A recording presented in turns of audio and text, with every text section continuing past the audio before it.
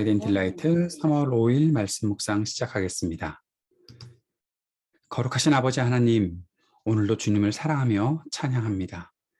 감사와 찬양으로 하루를 시작할 수 있음에 감사드립니다. 오늘도 우리에게 말씀하시고 말씀을 깨닫고 순종하며 살도록 우리를 성령으로 충만하게 하옵소서. 세상의 전쟁을 그치게 하옵소서. 고통당하는 이들을 보호하옵소서.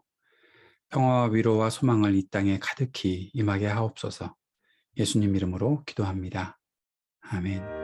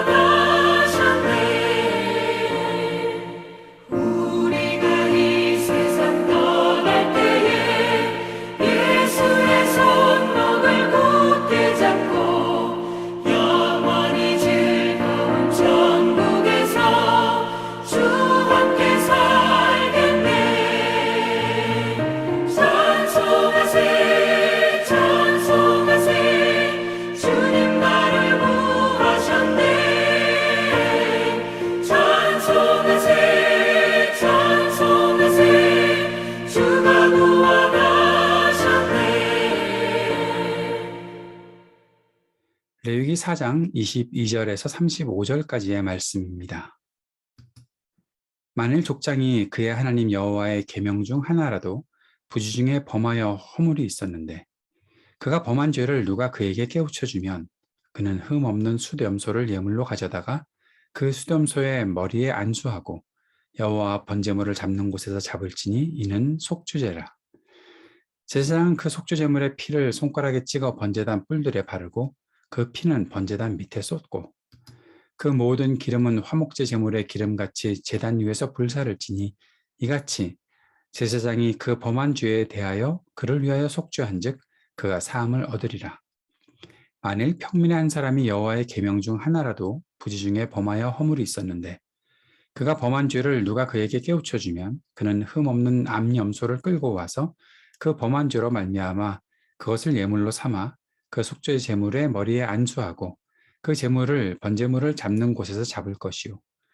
제사장은 손가락으로 그 피를 찍어 번제단 뿔들에 바르고 그 피 전부를 제단 밑에 쏟고 그 모든 기름을 화목제물의 기름을 떼어낸 것 같이 떼어내 제단 위에서 불살라 여호와께 향기롭게 할지니 제사장이 그를 위하여 속죄한즉 그가 사함을 받으리라. 그가 만일 어린 양을 속죄 제물로 가져오려거든 흠 없는 암컷을 끌어다가 그 속죄제 제물의 머리에 안수하고 번제물을 잡는 곳에서 속죄 제물로 잡을 것이요. 제사장은 그 속죄 제물의 피를 손가락으로 찍어 번제단 뿔들에 바르고 그 피는 전부 제단 밑에 쏟고 그 모든 기름을 화목제 어린 양의 기름을 떼낸 것 같이 떼내어 제단 위 여호와의 화제물 위에서 불사를 지니 이같이 제사장이 그가 범한 죄에 대하여 그를 위하여 속죄한즉 그가 사함을 받으리라. 아멘. 4장 말씀은 죄 용서와 관련된 제물들이다 라고 말씀드렸고 어제 21절까지의 말씀을 살펴보았었습니다. 21절까지 3절부터 21절까지의 말씀은 큰 정결 예물들 중에 큰 것을 바치는 대제사장과 이스라엘 회중에 대한 내용들이 있었고 이제 작은 정결 예물로 드려지는 22절부터 35절까지 지도자들과 일반인들 그들이 드리는 작은 정결 예물들에 대해서 오늘 계속 말씀이 진행이 됩니다. 오늘 이 4장을 보면서 우리가 꼭 생각해야 되는 것 실수로 잘못을 저지른 경우에도 제물을 드려서 용서받아야 한다라는 것입니다. 보통 많은 사람들이 실수인데 뭐 하고 그냥 넘어가려고 하는 경우들이 많죠. 그러나 오늘 주님께서 속죄 제물에 대해서 먼저 말씀하고 계시는 것은 바로 이 비고의적인 범죄라고 하더라도 실수라고 하더라도 그것을 그냥 덮고 넘어가지 말고 제물을 드려서 용서를 받아야 한다라고 말씀하고 있는 것이고 오늘 우리가 말씀을 통해서 다시 한번 확인하게 되는 것은 죄의 책임이라는 것이 사람의 직분, 지위, 책임에 따라서 그 제물의 가치가 다르다라는 겁니다.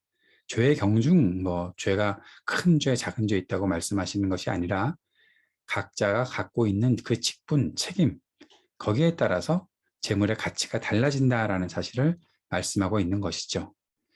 정결 예물은 자발적인 예물과 차이가 있다는 것 우리가 다시 한번 생각해야 되고 또 제물 드림의 방식은 평화 예물과 유사하지만 정결 제물은 번제물과 함께 드려지기도 한다라는 사실들을 기억하고 있으면 사장을 이해하는 데 도움이 될 것입니다.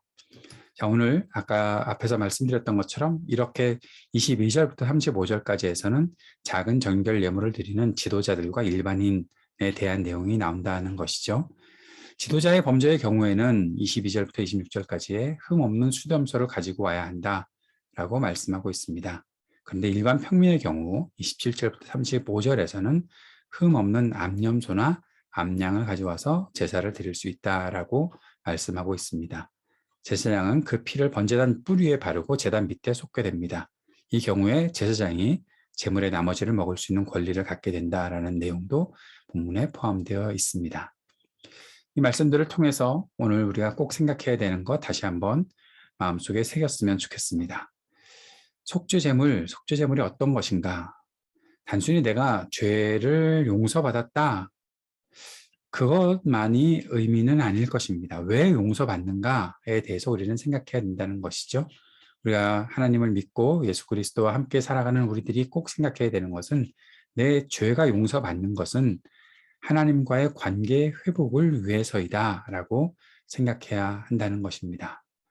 하나님과 관계가 회복되지 않은 채로 그냥 나는 내 죄 때문에 제물을 드렸어. 그래서 용서받았거든. 용서받았으니까 됐지 뭐. 이제 또 내 마음대로 살아야지. 그렇게 하라고 속죄 제물을 정해놓으신 것이 아니다라는 거죠.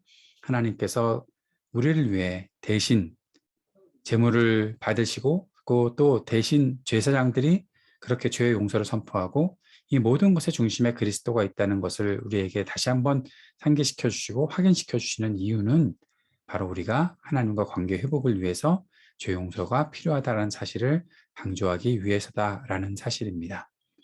그리고 오늘 본문에서 비고의적 범죄라고 해도 그에 상응하는 제물로 제사를 드려야 한다라는 것, 그리고 죄에 대한 자학이 필요하다는 것을 말씀하고 있지요.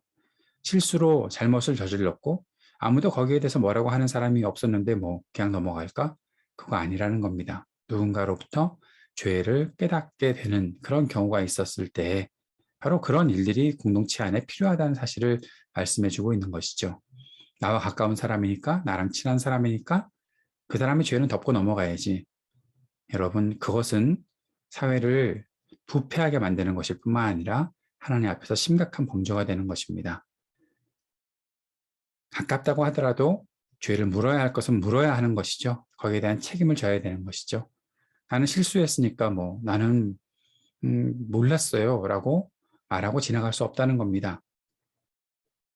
우리나라에만 있는지는 잘 모르겠지만 심신이 미약해서 범죄를 저질렀어요. 그러니까 다른 사람보다 좀 감형을 받아야 되겠어요. 그렇게 본문에서 하나님 말씀이 말하고 있지 않습니다. 심신이 미약하다고 할지라도 죄에 대한 대가는 반드시 치러야 한다는 것이죠. 거기에 대해서 어떻게라는 것에 대해서는 조금 달라질 수 있겠지만 그러나 그가 치러야 되는 대가는 분명히 치를 수 있게 만들어야 하는 것이 사회를 건강하게 만드는 것이 아닐까 싶습니다. 오늘 본문에 보면 또 죄의 경중에 따라서가 아니라 사람의 직분과 책임에 따라서 재물이 크게 달라진다는 것 다시 한번 우리가 꼭 짚고 넘어가야 되겠습니다. 책임이 큰 사람이 죄에 대해서는 더 큰 책임을 져야 한다라는 것입니다. 나는 요만큼 죄를 저질렀는데 그것 가지고 그게 아닙니다. 그렇다고 하더라도 그가 갖고 있는 책임이 컸다면 거기에 대해서 더 큰 책임을 질 수밖에 없다라는 사실을 주님이 말씀하고 계시는 것이죠. 이 모든 것이 사람이 다 해결할 수 있습니까? 사람이 못합니다. 그리스도께서 하시는 것이죠. 우리가 짐승을 잡아서 제물로 드리는 것도 다 그 안에 그리스도께서 우리를 대신해서 이 모든 일들을 하실 것이다라는 예표가 있는 것입니다. 그리스도의 피가 우리의 죄를 계속해서 씻고 깨끗하게 한다는 사실을 기억하고 죄를 저질렀을 때는 빨리 자각하고 주님 앞으로 달려 나와야 되겠죠. 나에게 자꾸 죄책감을 갖게 하는데 왜 자꾸 죄책감을 갖게 합니까? 사랑하는 여러분, 죄책감을 갖는 것은 은혜입니다. 내가 죄를 저질렀으면 거기에 대해서 깨닫고 그 무게를 빨리 알고 주님으로부터 그리스도로부터 용서를 받고 또 내가 책임져야 되는 것에 대해서 책임지는 그런 일들이 있어야 하는 거죠. 그래야 내가 주님과 더 가까워지는 것이고 우리 사회를 또 공동체를 건강하게 만들어가는 것 아니겠습니까? 죄책감, 그렇게 죄책감 갖지 마. 여러분, 한번 내가 용서받은 죄에 대해서 계속 그것을 떠올리는 것은 좀 어리석고 아쉬운 일이 될 수도 있겠지만 그러나 지금 내가 죄에 대해서 해결하지 않았다면 그걸 어떻게 죄책감 없이 넘어가려고 합니까? 그리스도께서 왜 계속해서 우리에게 은혜를 베푸십니까? 나의 모든 죄를 깨끗하게 하시고 주님과 온전한 관계를 갖게 하기 위해서 아닙니까? 오늘도 하나님 우편에서 우리를 위해 중보하시는 그리스도를 바라보아야 할 것입니다.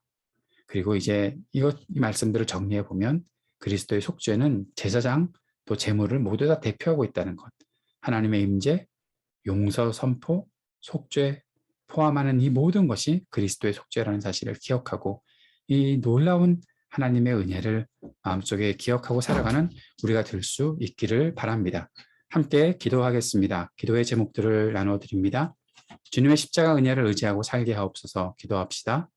우크라이나의 전쟁으로 인한 희생이 더 이상 생기지 않게 해달라고 간절히 간구해야 하겠습니다. 우리나라 대통령 선거에 주님의 역사가 있기를 위해서 간구하고 약하고 고통당하는 사람들에게 긍휼 베풀어 주시기를 간구하는 시간 되기 원합니다.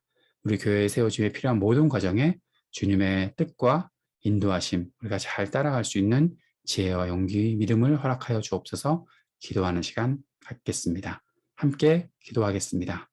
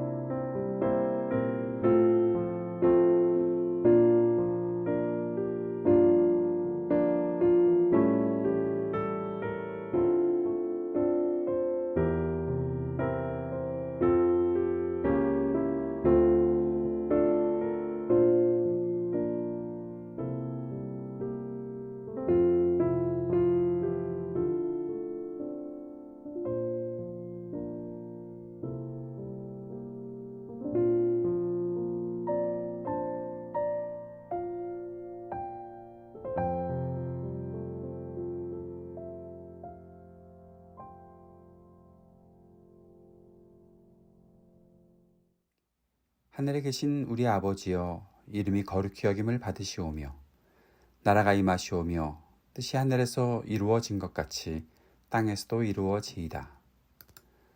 오늘 우리에게 일용할 양식을 주시옵고 우리가 우리에게 죄 지은 자를 사하여 준 것 같이 우리의 죄를 사하여 주시옵고 우리를 시험에 들게 하지 마시옵고 다만 악에서 구하시옵소서. 나라와 권세와 영광이 아버지께 영원히 있사옵나이다. 아멘.